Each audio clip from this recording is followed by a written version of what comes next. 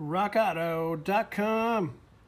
Everybody, today we're doing a little automotive video on how to replace a turn signal switch, demo car, model car, whatever you want to call it.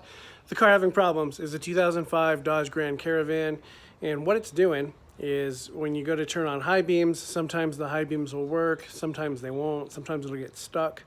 Also, sometimes when you flip the blinker to turn, to signal right, it will signal left. And sometimes when you signal left, it'll blink a couple times and then just stop blinking, and it won't blink at all.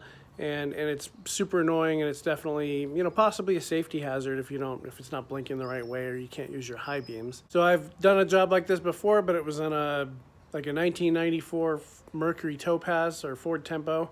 Never done it on a minivan before, but hopefully this video will in some way help you out, or maybe me explaining that will even help you diagnose what your problem is today. So just so everybody knows what we're talking about, this is the turn signal switch.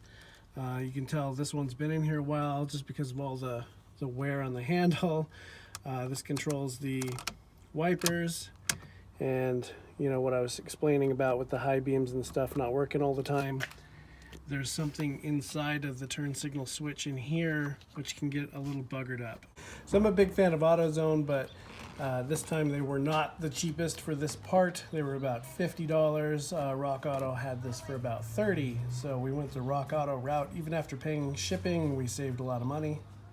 Our part number for this 05 Dodge Grand Caravan is that. You can also cross-reference this on Rock Auto's website. It'll show you all the different part numbers that are compatible. So it makes it a little easier in deciding which one you want to go with. So let's see what this bad boy looks like.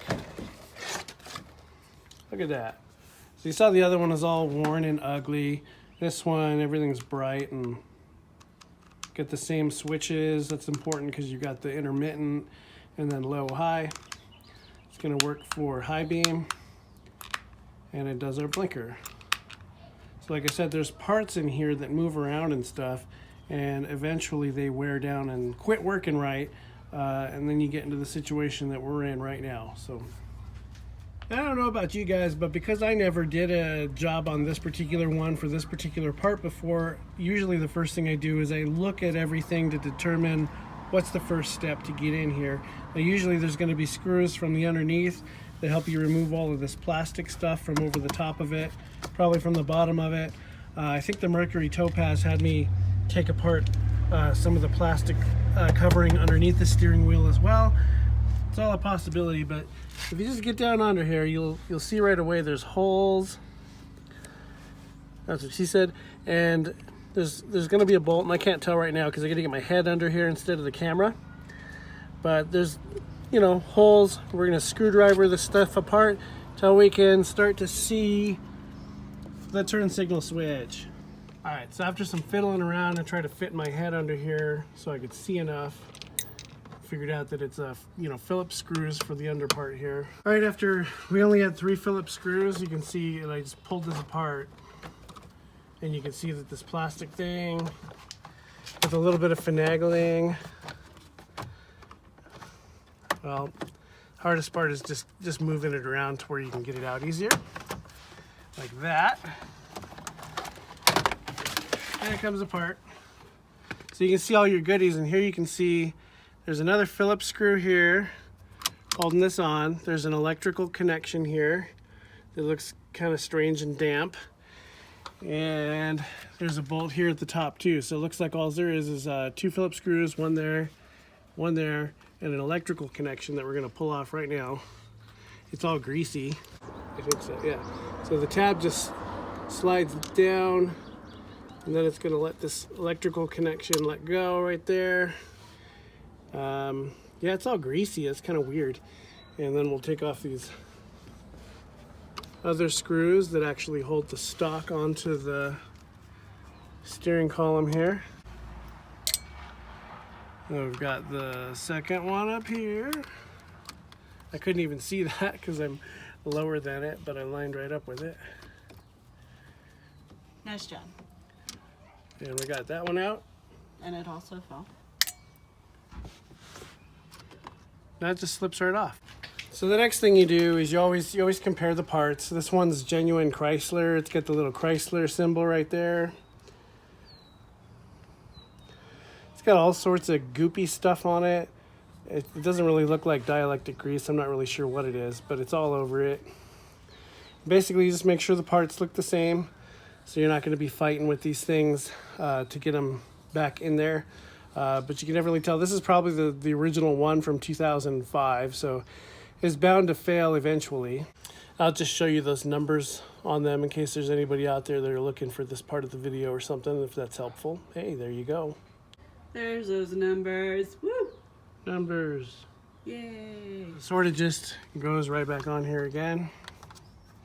Line up those little holes. It's super easy. It actually almost sits there all by itself without even threading any of these screws into it. But of course that's important. They actually don't screw very far. Don't screw them super tight. It's not like this is actually going to go somewhere. Make sure this isn't all goofy and goopy before I plug it in. So we're just going to plug it in, push the little red tab back up, and then before we go and put the plastic thing over the top that makes it look all pretty, we're going to make sure it works. It does its motions properly. Feels a little different, honestly, but as long as it works, hey. Put our key in here.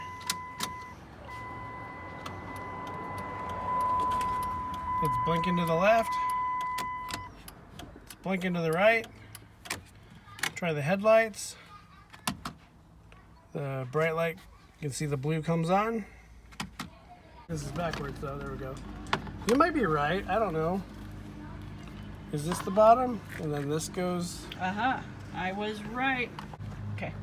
Little issues getting the pieces lined up, but it looks like right here, this little tube where the screw does go into needs to line up with this. This is sort of like a little guide that guides it into position.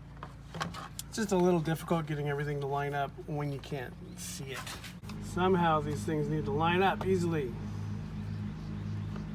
I think I started. Nope, I didn't start. And then this is what happens when I get frustrated and can't quite line up the screws. I have my wife do them, and she's already like more than halfway done with it. She just got it done right away. So it's always good to have a helper.